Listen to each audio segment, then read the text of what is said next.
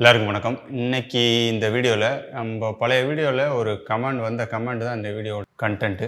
அவர் என்ன கேட்டிருந்தாருன்னா 3080 அசூஸ் எம்எஸ்ஐயில் 3080 கிராஃபிக்ஸ் கார்டு இருக்குது, ரெண்டுத்தில் எது பெஸ்ட்டு அப்படின்னு கேட்டிருந்தாரு. ரெண்டுத்தில் மேஜர் சேஞ்ச் என்னென்னா பூஸ்ட் கிளாக் தான், ஒரு 200 MHz கூட. ஸோ அதை பற்றியும் அதை சுற்றி இருக்க மற்ற சில கொஸ்டின் எல்லாத்தையுமே இந்த வீடியோவில் பார்ப்போம்.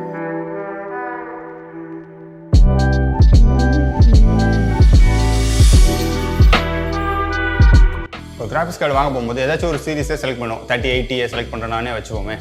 30 செலக்ட் பண்ணிட்டு போய் 3080 அடித்தோம்னா அதில் ஒரு 5-6 பிராண்ட் வரும். ஒரே பிராண்ட்லேயே ஒரு 10 மாடல் வரும் 3080. இப்போ அசூஸோட அஃபிஷியல் வெப்சைட் போய்ட்டு 3080 அப்படின்னு அடிச்சோம்னா நெருக்கி ஒரு 10 3080 வரும். ஓசி எடிஷன், அந்த எடிஷன், இந்த எடிஷன்னு நிறையா வரும்.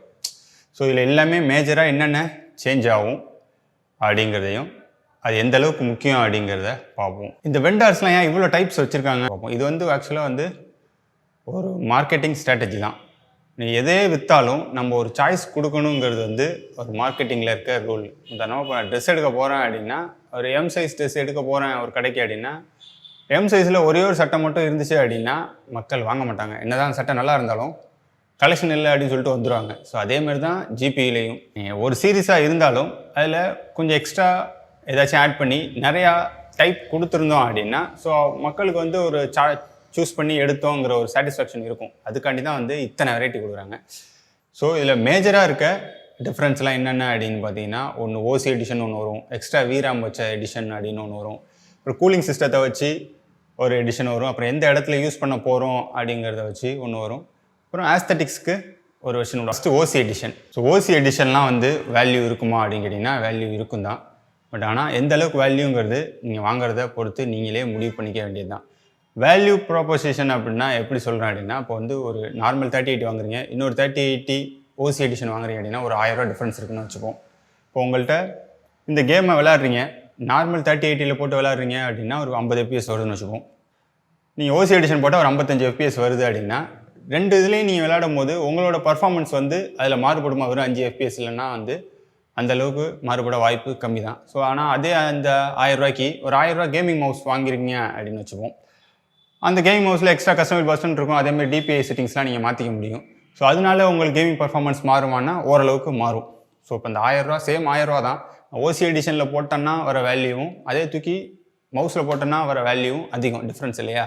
ஸோ இதுதான் அந்த வேல்யூவை நீங்கள் தான் டிட்டர்மைன் பண்ணணும். அந்த 5 FPS உங்களுக்கு வேல்யூபிளா அப்படிங்கிறத நீங்கள் தான் முடிவு பண்ணணும். அதுக்கு பதிலாக வேறு ஏதாச்சும் வாங்கி உங்களோட பர்ஃபார்மன்ஸை கூட்டிக்க முடியுமாங்கிறத முடிவு பண்ணி நீங்கள் வாங்கிக்கலாம். ஸோ ஓசி எடிஷனே வேஸ்ட்டுன்னு சொல்லலை. பட் ஆனால் அதெல்லாம் அந்தளவுக்கு முக்கியமான விஷயம் கிடையாது. பார்க்கும்போது ஒரு கிராஃபிக்ஸ் கார்டை சூஸ் பண்ணுறீங்க அப்படின்னா அதெல்லாம் ரொம்ப முக்கியமான விஷயம்லாம் கிடையாது. ரொம்ப பிக்கியாக போய் 200 MHz கூட இருக்குது அதனால் இது பெஸ்ட்டு அப்படின்லாம் போகக்கூடாது. ரொம்ப முக்கியம் இந்த கூடா கோர்ஸு, அப்புறம் அந்த கோரோட பவரு அண்ட் ஜென்ரேஷன் தான்.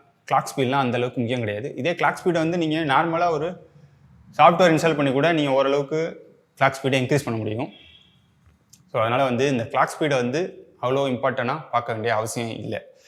ஸோ ஓசி எடிஷன் அவ்வளோதான். நெக்ஸ்ட் இருக்கிறது அந்த எக்ஸ்ட்ரா VRAM போட்டு வர்றது. இதே 1080 12 GB VRAMோட ஒரு கிராஃபிக்ஸ் கார்டு வருது. அதில் VRAM மட்டும் கூட இல்லை, கூடா கோர்ஸுமே கொஞ்சம் கூட. ஸோ அதனால் கொஞ்சம் பர்ஃபார்மன்ஸ் வருமானா அதுவும் வரும். பட் அன்ஃபார்ச்சுனேட்டாக இந்த 3080 அவ்வளோ பெரிய பர்ஃபார்மன்ஸ் பூஸ்ட் கிடைக்கல. கூடா கோர்ஸும் கொஞ்சம் தான் கூட. ஆனால் இது வேல்யூவாக அதேமாரி முன்னாடி சொன்ன ஓசி எடிஷன் சொன்ன மாதிரி இதில் வேல்யூ அந்தளவுக்கு இல்லை. எப்போவுமே வேல்யூ இருக்காங்கிறத நீங்கள் பெஞ்ச் மார்க்கில் பார்த்து தெரிஞ்சுக்கலாம். நம்பர்ஸ் மட்டும் பார்த்து வாங்கக்கூடாது. 12 GB அதே மாதிரி கூடா கோர்ஸும் கூட இருந்தாலும் பர்ஃபார்மன்ஸ் அந்தளவுக்கு 10 GB வெர்ஷனோட 12 GB வெர்ஷன் ஒன்றும் பெருசாக கொடுத்துடல. அதேமாதிரி 2060 ஒரு 12 GB வெர்ஷன் கொடுத்தாங்க, அது இன்னும் மோசம். அது சுத்தர வேஸ்ட்டு தான். நீங்கள் 12 GB VRAM கேமர்ஸ்க்கு அவ்வளோவா இம்பார்ட்டன்ட் இல்லை. அதேமாதிரி கண்டென்ட் கிரியேட்டராக இருந்தாலும் 8K வீடியோவே எடிட் பண்ணாலும் அதில் நீங்கள் 12 GB VRAM அளவுக்கு அது யூஸ் பண்ணுமாங்கிறது டவுட்டு தான். 8 GB VRAMே அதிகம்தான். அந்த 12 GB யூட்டிலைஸ் பண்ணுற அளவுக்கு 2060 அவ்வளோ பவர்ஃபுல்லாக அப்படிங்கிறதையும் யோசிக்கணும்.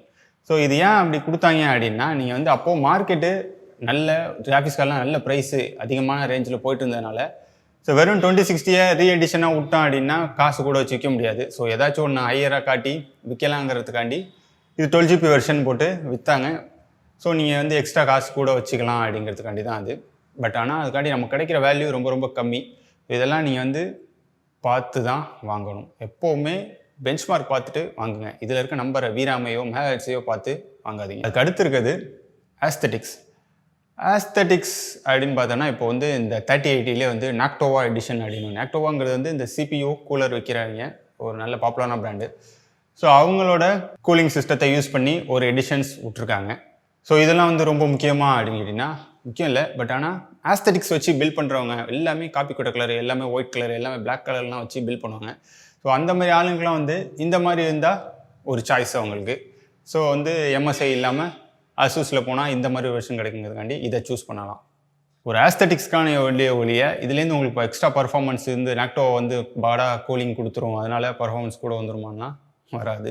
ஆஸ்தெட்டிக்காண்டி வாங்கலாம். இந்த கம்பெனிலாம் வந்து காம்படிட்டர் அதிகமாக இருக்கிறதுனால மற்ற கம்பெனிலேருந்து நம்ம கம்பெனியை வேறுபடுத்தி எப்படியாச்சும் ஒரு கிராஃபிக்ஸ் கார்டை விற்க வைக்கணும் அப்படின்னா இந்த மாதிரி வித்தைகள் காட்டி ஆகணும். ஸோ அதை ஒரு பாயிண்டாக வச்சு உங்கள்கிட்டேருந்து ஒரு எக்ஸ்ட்ரா ஒரு 500 1000 வாங்குறதுக்கு, அதுபோக மற்ற கம்பெனிலேருந்து நீங்கள் இவங்க வேறுபடுறதுக்காண்டி சில எக்ஸ்ட்ரா ஆடான்ஸ் எல்லாம் கொடுத்து நம்மளை வாங்க வைக்கிறதுக்காண்டி தான் இதெல்லாம். எதுக்காக வாங்குகிறோங்கிறத தெரிஞ்சுட்டு வாங்கினீங்கன்னா இது ஒரு நல்ல விஷயந்தான்.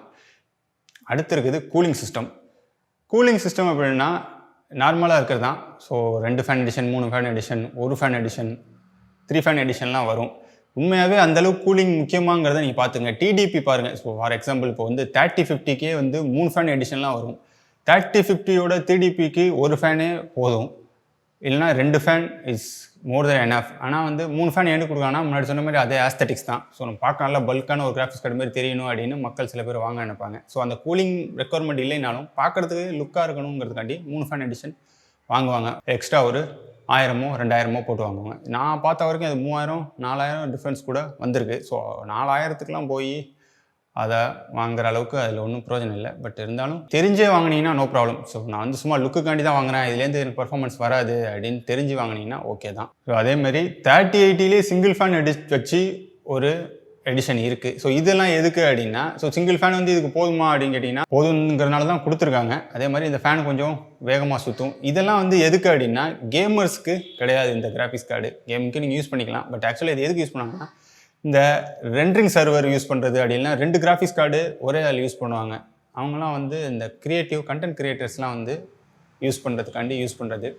ஸோ அவங்க வந்து நிறைய கிராஃபிக்ஸ் கார்டை பக்கத்தில் யூஸ் பண்ண வேண்டிய சூழ்நிலை வரும்போது இந்த கூலிங் சிஸ்டம்லாம் வந்து ஒன்று டிஸ்டர்ப் பண்ணாத மாதிரி இருக்கணுங்கிறதுக்காண்டி இதை டிசைன் பண்ணியிருப்பாங்க. ஸோ இது வந்து ஹீட்லாம் வந்து ஒரே டைரக்ஷனில் வெளியிடுறதுனால பக்கத்தில் நீங்கள் வந்து நிறையா வச்சுக்க முடியும். அதனால வந்து இந்த எடிஷன் அவ்வளோதான். மேஜராக எல்லாத்தையுமே பார்த்தாச்சு. இதுலேயும் மீறி இன்னொன்று இருக்குது. அசூஸ் கம்பெனி பெருசா, MSI இல்லை ஜோட்டாக்கு எந்த கம்பெனி பெருசு அப்படின்னா இப்போ வரைக்கும் வந்து இந்த வெண்டார்ஸ்னால பர்ஃபார்மன்ஸ்லாம் கூட வந்த மாதிரிலாம் இல்லை. ஸோ சிப்பை வாங்கி ஜஸ்ட் அவங்க வந்து VRAM கூலிங் சிஸ்டத்தெல்லாம் தான் வந்து அரேஞ்ச் பண்ணி கொடுக்கறதுனால ஸோ அவங்களால வந்து ரொம்ப பெரிய பர்ஃபார்மன்ஸ் வேரியேஷன்லாம் வந்துடாது. இருக்கிறதுல யார் உங்களுக்கு கம்மியாக கொடுக்குறாங்க அப்படிங்கிறத பொறுத்து வாங்கிக்கோங்க. அவ்வளோதான். நெக்ஸ்ட் வீடியோவில் பார்ப்போம். Thank you so much.